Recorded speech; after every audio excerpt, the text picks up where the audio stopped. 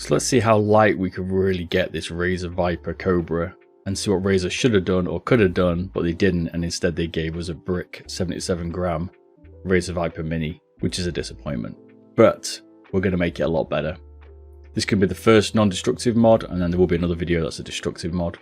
But this one's going to allow you to basically take your Razer Viper Pro, take some weight out of it, and then without damaging it, so that you can then get it to a better weight to improve your gaming and your aim.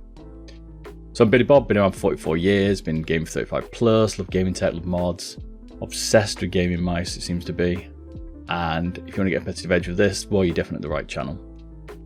So let's get on with it.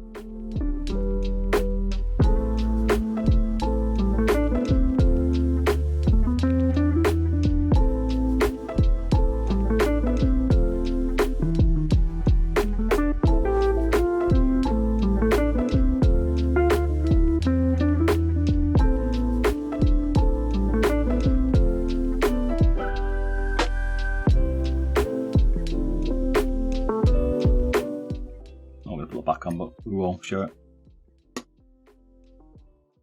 So with the rear panel on, 69 grams with the stock battery, so not bad. Took out, what's that, 8 grams. You didn't want the rear panel. 65 grams. So we're going to be down to 65s with the battery mod. I reckon we'll do a battery mod on a sec. Probably put 200 in it, but I can't find one at the minute, but we'll try 150 anyway.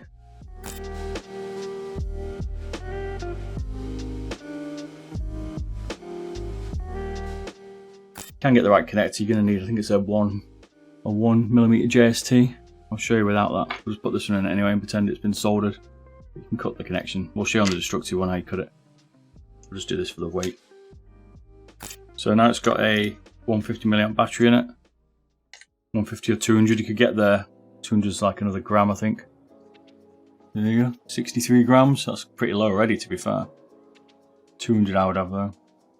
59 now if you don't have the rear on it. So we're getting light already without any mods. That's what you could do stock.